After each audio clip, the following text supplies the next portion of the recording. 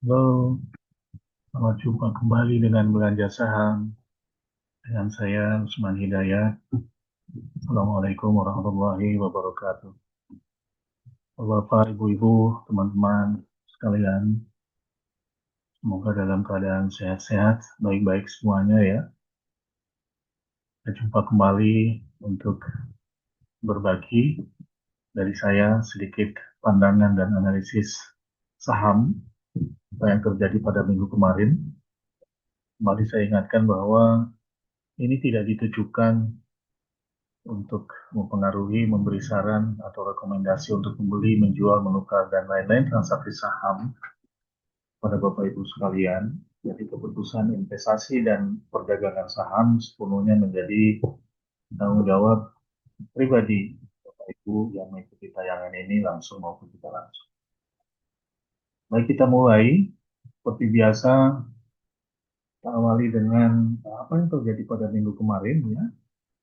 Minggu kemarin cuma 4 hari ya, dari hari Selasa hingga Jumat ya, hari Seninnya libur.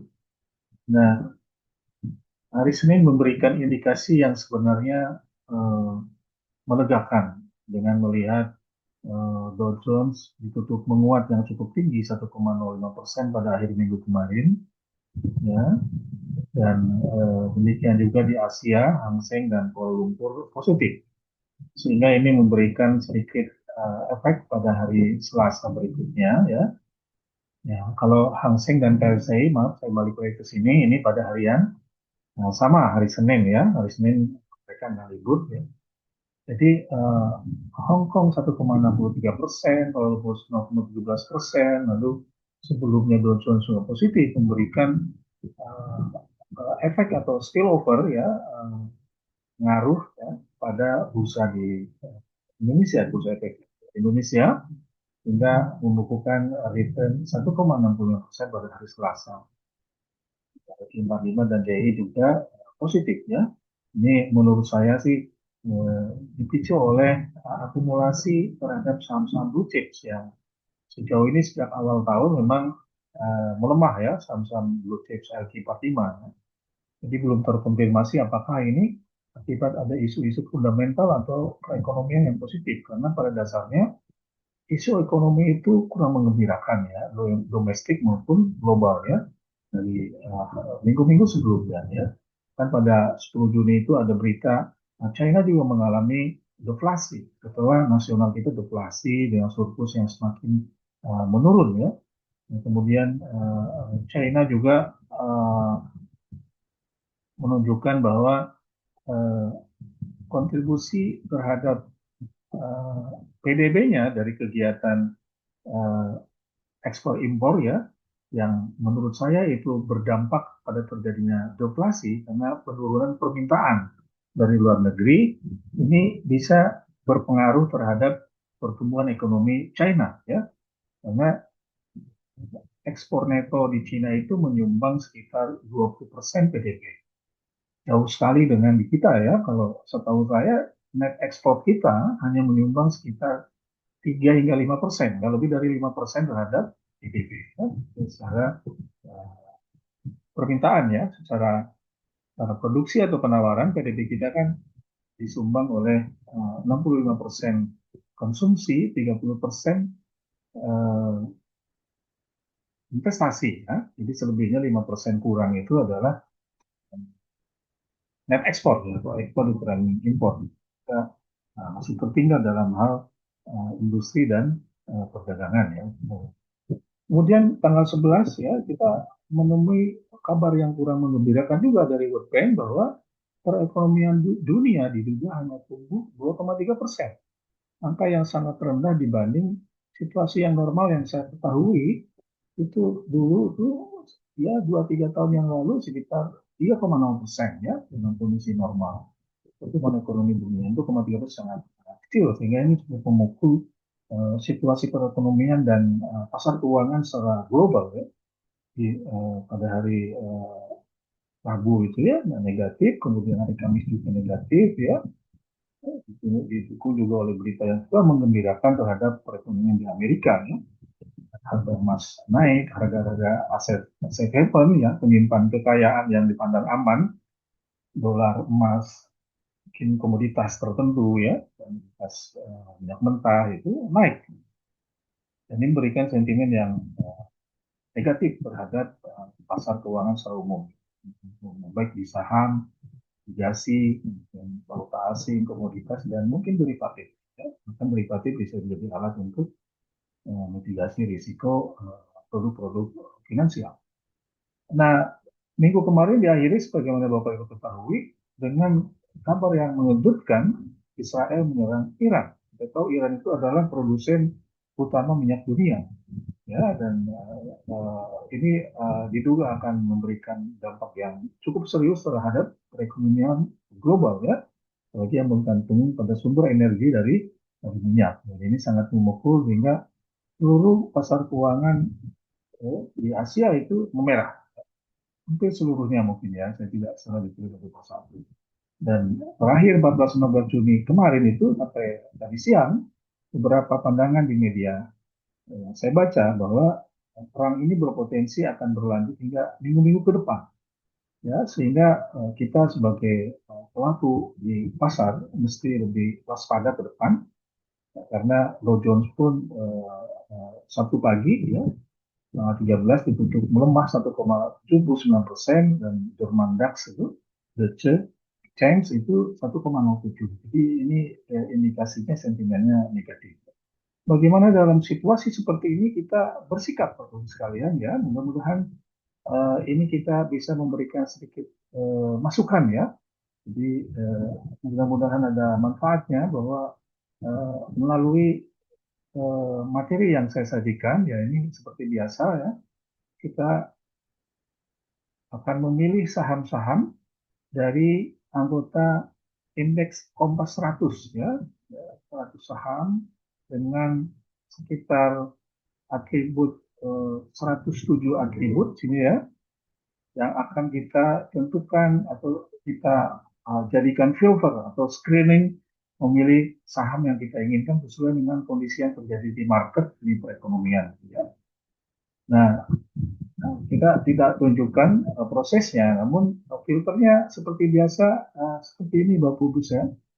Jadi kita pilih saham-saham yang menunjukkan harganya kira-kira tidak terlalu murah, tidak terlalu mahal, atau valuasinya juga tidak terlalu mahal, ya, tidak terlalu murah. Ya, ada beberapa indikatornya ya, harganya ya, lebih dari sama dengan Rp250. Karena harga yang terlalu murah itu mengindikasikan itu saham-saham yang sudah lama tidak aktif atau relatif akan menjadi uh, investasi yang tidak liquid ya, tidak liquid secara umum ya.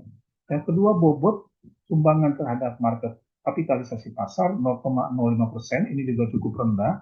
Jadi memberikan ruang bagi kita untuk memilih dari stock universe yang lebih besar ya. Kemudian price to book value-nya juga demikian, 5 kali maksimum, price earning ratio-nya 25, kemudian average one week value ya, jadi rata-rata harian dalam seminggu terakhir nilai transaksi rata-rata hariannya adalah minimum 5 miliar, kemudian volume transaksi rata-rata harian dalam seminggu terakhir adalah 3 juta lembar saham, kemudian volatilitas nilai transaksi harian dalam seminggu atau maaf sebulan terakhir ya, sebulan terakhir itu adalah maksimum 200, dalam hal ini 200%. Jadi kalau nilai transaksi Bapak ini simpangannya jauh sekali ya, 200%, lebih dari 200% ya dari rata-ratanya, dari rata-ratanya. Jadi volatilitas nilai transaksi, kemudian volatilitas frekuensi transaksi maksimum 100%, kemudian relative strength index maksimum untuk kurang dari 60, dan volatilitas harganya maksimum 2,55% ya. Dari ketentuan itu maka diperoleh 21 saham pilihan dari 100 ini ya. Jadi kita lihat dari 21 ini boleh kita sorting, katakan ini saham apa saja yang tergolong dalam LQ45 dan non LQ45 begitu ya. Jadi ya ini ya, jadi dari sini ternyata LQ45-nya hingga 13 saham. Jadi non LQ45-nya adalah 8 saham. Ya, 8 saham. Ada 21 saham. Jadi relatif kecenderungannya yang terjaring adalah tetap saham-saham blue chips ya, saham-saham blue chips. Namun dari 21 ini kita akan kategorikan lagi ya, sesuai dengan eh, yang Bapak Ibu bisa pilih ya, yaitu ada pilihan uptrend stock ya, saham-saham yang kecenderungannya naik ya harganya, kemudian downtrend, kemudian net buy asing, net sell asing, dan saham-saham yang diperkirakan memberikan potensi kenaikan dalam jangka panjang. Saya sebutkan untuk investing ya, investing. Kita dalam hal uptrend dalam situasi saat ini ternyata cuma hanya ada 6 saham yang tergolong saham-saham uptrend ya, saham-saham uptrend yang terindikasi naik dalam dalam kita kita lihat filternya. Kalau tidak salah saya menggunakan filter tren selama 21 hari ya. Nah betul ya, tren dalam 21 hari terakhir, 21 hari bursa atau sebulan terakhir itu positif. Ya, positif. Yang kedua ada dua filter ya. Closing price dikurangi moving average 20 hari. Jadi harga terakhir selisih dari rata-rata 20 hari. Harga itu positif lebih besar dari nol. Ya. Mudah-mudahan ini representasi dari adanya trending naik ya. Jadi Bapak Ibu bisa bayangkan tren itu menarik garis dari lembah ke lembah, dari puncak ke puncak sebuah candlestick chart ya, sebuah grafik. Jadi kira-kira kalau maaf agak agak ada noise ya di rumah. Uh, kalau trennya di sini 0,66 berarti kurang dari satu, ini kemiringannya kurang dari 45% kalau kita tarik garis ya, 45%. Jadi satu itu adalah uh, jadi kemiringan Y dibanding X-nya itu satu. Saya kira imajinasi kita seperti. Jadi ada 6 saham yang kita bisa pilih atau kita nilai memiliki potensi uptrend ya dalam sebulan terakhir. Apakah itu suatu jaminan akan naik? Belum tentu, Bapak ya. Jadi ini sebuah sign, sebuah indikasi. Seperti saham BSDE. BSDE ini dalam hari terakhir, hari Jumat kemarin malah minus 1,1 hari terakhir ya. Namun dalam 21 hari terakhir indikasinya ya tendensinya ada tren naik ya, ada tren naik. Jadi boleh jadi ini kita ada peluang untuk masuk di harga 895 ya. Berapa harga batasannya? Nah, dalam hal ini saya tidak menyampaikan target harga karena saya khawatir akan menyalahi regulasi. Saya bukan penasihat investasi ya. Jadi itu biasa dilakukan oleh perusahaan efek ya. Jadi silakan Bapak Ibu membuka rekening di mana, ya, memperoleh informasi dari masing-masing analisnya atau dealernya. Tapi sekedar sebuah analisis yang uh, bebas ya. Nah, Bapak Ibu bisa exercise ya bahwa target minimum dan maksimum bisa ditentukan atau bisa dihitung dengan cara mengalihkan closing price terakhir 895 untuk BSD ini dengan standar deviasinya, dengan volatilitasnya. Katakan volatilitas sebulan terakhir di angka 2,53%. Jadi kalau harga terakhir dikalikan volatilitasnya plus harga terakhir ya adalah harga maksimumnya yaitu 918. Coba nanti utak-atik di Excel-nya ya. Nah, seperti ini ya. Nah, harga terakhir F10 ini saya hanya ingin mengkonfirmasi bahwa ini kita lakukan secara cermat ya. Ini file kertas kerja, harga terakhir kali 1 plus standar deviasi. Nah, kalau minimumnya 1 minus standar deviasi ya. Ini salah satu pendekatan Bapak Ibu ya. Jadi memberikan indikasi. Tentu saja banyak pendekatan lain. Bisa pakai pivot, bisa pakai pemodelan bahkan ya, bisa pakai pemodelan yang Bapak Ibu memahami atau menguasai pemodelan ekonometrik umumnya, ini bisa digunakan. Bahkan kalau Bapak Ibu bisa melihat ini ada alfa dan beta, itu sesungguhnya adalah alfa itu konstanta dan beta itu adalah beta dalam analisis regresi linear sederhana. Ya. Jadi kalau bursanya atau IHSG-nya naik 1%, maka betanya 1,9%, dari 1% 1,9% plus alfanya. Terus alfanya satu bulan adalah di sini ya, alfanya minus 0,04. Minus 0,04 ditambah 1,90 kalau IHSG-nya plus 1%. Jadi kira-kira 1,86 ya. 1,86%. Jadi 1,86% kali harga terakhir. Kalau kita bisa menduga IHSG akan naik atau turun esok hari.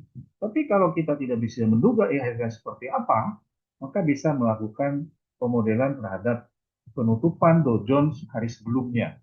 Di pagi harinya kita bisa menggunakan persamaan simultan semuanya. Tapi kita tidak akan bahas secara detail ya, Bu ya. Ibu ini sebagai gambaran saja ya. Jadi banyak pendekatan untuk menentukan target. Kalau tidak, minta aja data itu informasi dari sekuritas. Nah, kemudian yang downtrend, jadi sebaliknya, ya, sebaliknya dari yang tadi, trennya positif, kalau ini trennya negatif ya, tren sebulan terakhir negatif, kemudian closing price terhadap moving average 20 harinya juga negatif. Kita temukan ada 13 saham ya, 13 saham silakan di foto atau di capture ya, jadi ada Astra, Auto, Alpia, nah mungkin ini tidak seluruhnya ya, seluruhnya mungkin dibandingkan dengan portofolio yang Bapak Ibu miliki, ada kesesuaian. Mungkin untuk saham-saham ini siap-siaplah untuk melakukan apakah stop loss kalau dalam posisi yang potensial loss. Tapi kalau potensial gain, potensial gain, ya, potensial profit, saya mempertimbangkan untuk melakukan selling ya, penjualan. Jangan terlalu mengharapkan keuntungan yang berlebihan. Saudara squaring dijual ya pada hari esok ya, hari Senin, karena kecenderungannya mungkin tekanan itu kemungkinan akan masih berlanjut. Inilah seninya trading ya Bapak Ibu ya. Kadang yang berpengalaman itu tidak usah terlampau banyak pertimbangan, ini arahnya kemana dengan melihat grafik ya. Kemudian selanjutnya adalah bagaimana dengan transaksi asing ya. Kalau Bapak Ibu ingin ya, indikatornya adalah net foreign ya, net foreign. Net foreign transaction pada minggu terakhir. Jadi ini satu minggu itu 5 hari Bapak Ibu ya. Jadi kalau kemarin cuma 4 hari, berarti ngitungnya sejak hari Kamis minggu lalu. Ini positif net buy. Nah, beberapa saham yang kita terjaring dalam tayangan ini ternyata cuma 7 saham. Ya, dari mulai tadi 100 saham, jadi 21 saham, ya. Kemudian cuma 7 saham yang net buy atau kita rekomendasikan, atau bukan rekomendasikan, kita memperoleh output seperti ini ya, dengan filter seperti tadi ya, ada Auto, Spin, MTK, Excel, CBP, ISA, Telkom. Ya. Yang paling besar net buy-nya adalah Telkom. Jadi investor asing dalam seminggu terakhir bahkan 6 bulan terakhir ini mengakumulasi saham Telkom dan ISAT ya. Saham Telkom dan saham Indosat ya. Kalau Bapak ingin lihat valuasinya, ya, valuasinya ini juga masih relatif kecil karena di awal di 21 saham pilihan itu ini tergolong masuk kriteria dengan price earning ratio di bawah 25, price to book value di bawah 5 tadi ya, dan ini jauh di bawah 5 ya, juga 2,59, terus earning ratio juga ini bisa dilihat ya, bisa dipertimbangkan overall. Kemudian yang net sell, jadi karena dalam tekanan ini faktanya memang net sell itu lebih banyak, ada 14 ya, di net buy-nya ada 7 ya, 21 saham. Nah, net sell ini terdiri dari banyak jenis saham-saham perbankan, saham-saham blue chips ya, saham-saham blue chips.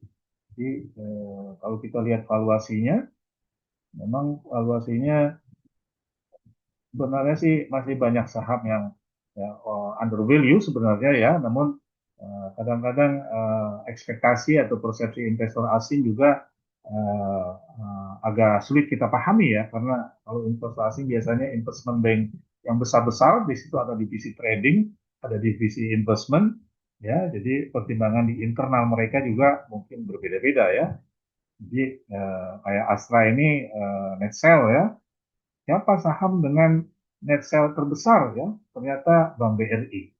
Jadi Bank BRI hingga hari terakhir ini asing banyak melepas saham ya, meskipun dalam sebulan terakhir dia net buy. Kemudian yang terakhir adalah investing Ibu ya. Jadi ini untuk Bapak Ibu investor yang kecenderungannya menyimpan saham lebih lama. Mungkin dalam hitungan mingguan, bulanan ya, bukan lama bertahun-tahun ya. Kita tetap dalam platform seorang trader ya, seorang trader. Jadi, kita bisa pilih saham-saham yang dinilai memiliki valuasi yang masih rendah ya.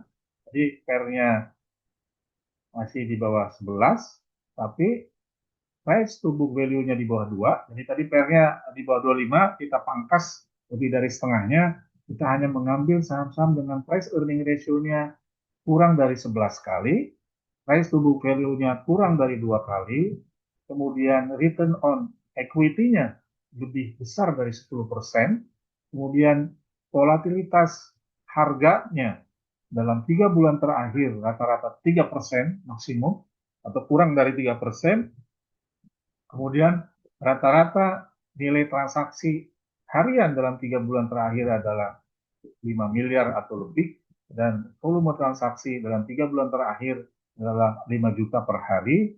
Kemudian uh, volatilitas nilai transaksi harian dalam 3 bulan terakhir kurang dari 100%.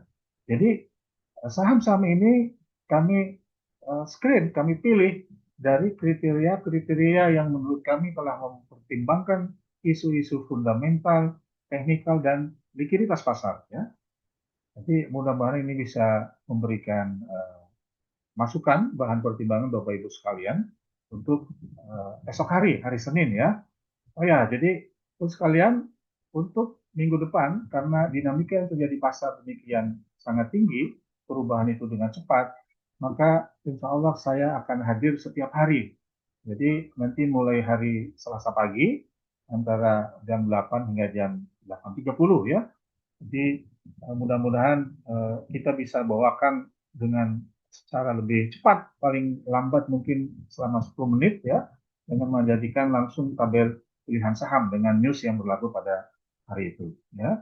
Nah, eh, kurang lebihnya mungkin ini eh, sebagai pelengkap ya untuk memperkaya cara Bapak Ibu mengambil sebuah pertimbangan untuk mengambil keputusan beli, jual atau hold ya.